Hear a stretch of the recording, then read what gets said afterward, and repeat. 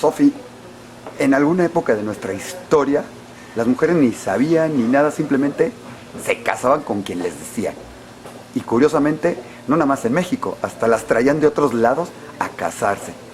¿Qué opinas de eso que tú estuviste checando, las mujeres traídas a casarse a México? Y sí, y no solo a México, a otros lugares del mundo también. Pues mira, era una época en la que la mujer realmente no tenía opinión, nada más tenía que obedecer lo que sus padres le mandaban. Y en este caso específico, en el caso de Ventura, que la mandan a México a casarse con Lázaro Carrillo, a quien ni siquiera conoce, lo vio por fotografía en una sola ocasión, pues lo que sus padres querían era una mejor vida para ella. Entonces el propósito, la intención era buena. Sin embargo, tú imagínate una muchacha de 19 años a la que suben a un barco a las Américas, que no saben ni siquiera en dónde quedan las Américas, a casarse con alguien a quien no conoce y adoptar una nueva tierra y tratar de desarraigarse de la suya, ¿no? Esa parte también me parece muy difícil. Pero así era y así lo hacían y no se lo cuestionaban. Como dice en tu libro, si viene el bien, para bien que sea, y mis bendiciones que te alcancen. Esa era la frase, como decir, lo que sea mientras sea para bien en estos días, ¿no? Exactamente. Y esa era la intención, ¿no? Tener una mejor vida. Ahora, dime una cosa, estamos parece como que hablando de un caso muy real, pero realmente estamos hablando de una novela que se llama De Lunas de Estambul. Platícanos un poquito de tu personaje, porque son personajes a fin de cuentas, aunque muy referidos a la realidad. Así es. Este es un relato novelado basado en la vida de mi abuela, Ventura Eskenazi. Es una historia que yo escuché de niña miles y miles de veces. Cada vez que me iba a dormir a su casa me contaba su historia y está definitivamente basada en datos duros, en datos reales, históricos también. Tuve que hacer mucha investigación, aparte de la investigación familiar, investigación acerca del país, en qué estado se encontraba. Estamos hablando de 1927, unos cuantos años después de la Revolución, y el país era otro, no es lo que conocemos, ¿no? Y había que estudiar mucho para poder situar al personaje en ese tiempo.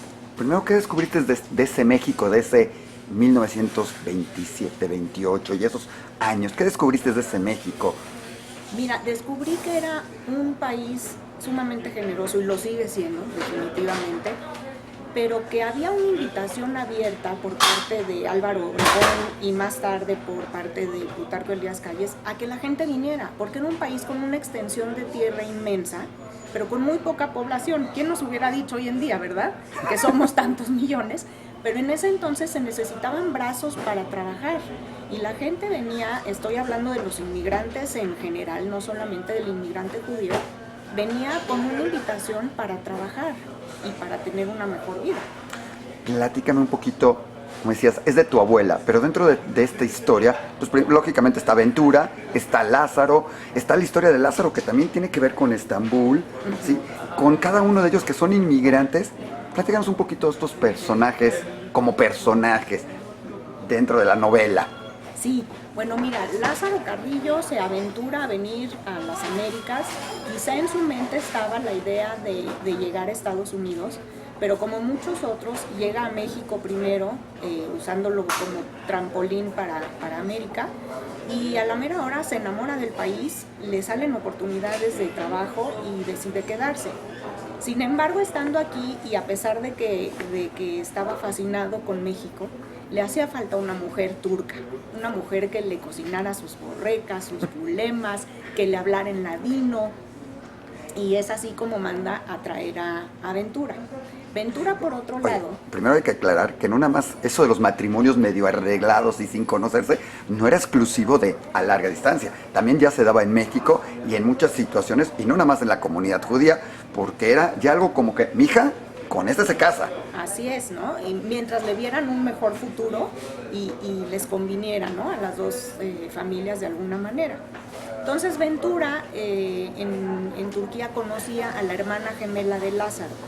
Y es ella quien recibe una carta de Lázaro diciéndole: necesito una esposa turca, necesito mis sabores, necesito escuchar mi idioma. y es ella, Victoria, que le ofrece a Ventura y a sus padres, pues que la manden a casarse con Lázaro. Oye, qué bueno que hablas de que además de los sabores y del ladino, porque tu libro no nada más es una novela, es una guía de receta de platillos deliciosos que te encuentras y además una guía de palabras en ladino y frases divinas como la que mencionamos hace rato. Platícanos de por qué entremezclar estas cosas, que son esas recetas, cuál es tu receta favorita. Mira, yo crecí y viví con una abuela que gustaba muchísimo de la gastronomía, era una extraordinaria cocinera y yo me iba a su casa a cocinar con ella, sus manos eran realmente como ver danzar una coreografía sobre las masas para las bulemas, sobre los hojaldres, y yo crecí con todo eso, entonces no podía faltar en este libro, si yo hablaba de ella, la parte culinaria. Bueno, tienes ahí a las rosquitas de anís, las burrecas, las yapraques, o sea, además con unos, o sea, explícale a la gente qué son todos estos, o la pachá, que es el platillo favorito de Lázaro. ¿Qué son estos platillos? Suenan raros, pero son deliciosos, por. Sí, mira, son platillos sefarditas que tienen realmente una tradición milenaria, porque si hablamos del sefardí puro, pues es el judío que viene expulsado de España. Entonces estas recetas es comida que ya se hacía entre los judíos en España. Cuando son expulsados y llegan al extinto imperio otomano, se llenan estas recetas de tintes y de sabores y de aromas también otomanos. Entonces ahí sufren un pequeño cambio, pero para bien. Después mi abuela trae estas recetas a México y se impregnan de los sabores también mexicanos. Entonces queda una combinación maravillosa, porque claro, habían muchos ingredientes que ella no podía conseguir aquí y los sustituía con lo que sí había, ¿no? Entonces quedaron unas recetas increíbles, recetas milenarias, me atrevo a decir, que sufrieron ciertos cambios. ¿No se enojaría tu abuela de que las den? Porque las señoras luego eran medio celosas, y tu mamá, decir, mis recetas, que todo el mundo las sepa, era como mi secreto. Tienes mucha razón, las señoras eran muy celosas, pero yo quise compartirlas porque realmente eran una parte muy importante de ella, de su personalidad y de la forma en la que yo viví de pequeña, toda esta parte de tener una abuela turca. Tener una abuela turca era maravilloso. Además de estos platillos, era, como decías, escuchar el ladino, era que te llevaran a la cama con una cantica de cuna en ladino. ¿Aprendiste un poco de ladino, algunas palabras? ¿Qué palabras te sabes en ladino? Muchísimas, porque ella me hablaba un poquito de en ladino. Mira, por ejemplo, ella no podía salir de la casa sin su chanta, que la chanta es la bolsa. Se peleaba siempre con los marchantes en el mercado de Michoacán, porque ella llegaba y les pedía sus ciruelas, y el señor le decía, señora, aquí no hay eso. ¿Cómo no? Son esas, ¿no? Las ciruelas. Ciruelas, claro. Ciruelas. Se encontró ella, hay una anécdota maravillosa, porque en turco, durazno quiere decir para burro. Dur quiere decir parar, sí. Asno, ¿no? En ladino. Y ella llega un buen día al mercado y pregunta qué fruta es esa, y le dicen durazno. Dice, no puede ser, o sea, en mi cabeza no. Y de esa forma va aprendiendo ella también mucho español, pero nunca dejó sus palabras en ladino, sus canticas, los dichos que son de todas las abuelas, tanto para bien como para mal. ¿Dinos alguno? A ver. Por ejemplo, novia que te vea. Claro. Ese es importantísimo, ¿no? La nieta grande siempre pasaba las dulzurias cuando habían visitas en la casa. Entonces eso me tocaba a mí. Pasaba yo las dulzurias y todas las visitas me decían, Sofica, novia que te vea. Y tú como que sí, y apenas tenías 10 años, ¿no? Exactamente. Pero ya empezaban ellas mismas en tu mente a fijar la idea de que algún día serías novia y que estuvieran ellas para verte, ¿no? Exactamente. Precioso. Creo que es una tradición, una cultura milenaria, que este libro es para todo mundo, porque es una novela, es un recetario, es una reseña histórica. Me parece que es todo eso. ¿Para quién quieres llegar con este libro, Lunas de Estambul? ¿Quién lo debe de leer? ¿El romántico? ¿La chava que quiere aprender a cocinar? ¿Para quién es Lunas de Estambul? Mira, Creo que es una novela que tiene muchas vetas. Por un lado, te sitúa en una época histórica muy importante porque realmente el país se forjó, como lo conocemos hoy, en esos años.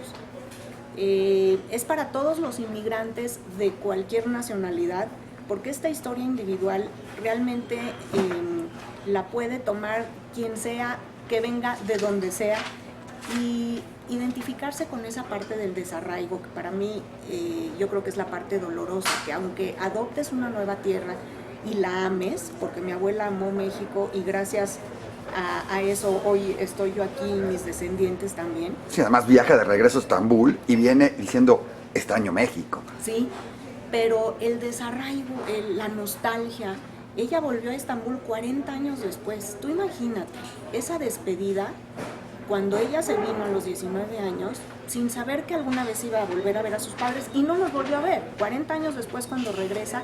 Ya no nos platicas porque eso viene en el libro, y es interesante su regreso. ¿No? Entonces, esa parte del desarraigo, quien tenga a alguien lejos, o quien esté pensando en irse, o quien ya se haya ido y haya vuelto, creo que va a disfrutar este libro muchísimo, porque se habla mucho de esa parte de arrancarse a la fuerza, de alguna manera, lo que amas, tu familia, tu tierra, tus sabores, tus sonidos, los aromas de lo que tú conoces, ¿no? Definitivamente creo que vale la pena, nada más de oler el libro, ahora sí, es una deliciosa lectura. Tienes, como te decía, recetas maravillosas, tienes frases increíbles en ladino, tienes frases en hebreo, por ahí alguna que otra casi en yiddish, tienes toda una cultura ahí muy interesante y un México maravilloso de esos años que sigue siéndolo. Pero creo que es parte de lo bonito del libro, es envolverse, no nada más en la novela, en una historia, sino en todo lo que hay alrededor, ¿verdad? Así es, la generosidad de nuestro país, con quien yo estoy sumamente agradecida. Viene también otra parte interesante, la superstición. Ah, claro. Los turcos somos muy supersticiosos. Entonces vienen ahí muchas cosas que acaban siendo a veces hasta un poco cómicas, porque pues los turcos no salimos sin nuestros ojitos, que por aquí los traen. Claro, la manita colgada, que ahí la traes, el hamster. Claro, o echarle dulces al vestido de novia, o hacer el corte de fachadura, que es una tradición preciosa. Entonces todas esas tradiciones, supersticiones y ritos vienen también descritos en el libro, y creo que es muy sabroso escucharlos. Además, no olvidemos que gran parte de nuestro país, de nuestra gente, de nuestro México, salieron en algún momento de España, de Estambul, y que de ahí se fueron a Estambul algunos, y muchos llegaron a México. Entonces creo que es un reencuentro también con esas tradiciones y esa cultura de la que tenemos mucho todos los mexicanos. Así es, definitivamente estoy de acuerdo contigo. Hay muchos puntos en común, así como muchas diferencias, ¿no? Ella dejó de oír los cantos de los muecines en las calles para cambiarlos por las campanadas de las iglesias, por ejemplo, y dejó de ver a la gente con los velos en Turquía para cambiarlos por las mujeres con rebozo, pero de alguna manera hay muchas cosas que nos unen a pesar de estar a kilómetros y kilómetros de distancia. Pues muchísimas gracias, Sofi. Hay que leerlo, ahí lo tienes atrás, Lunes de Estambul. Vale la pena, no se la pierdan. Que lo disfruten mucho.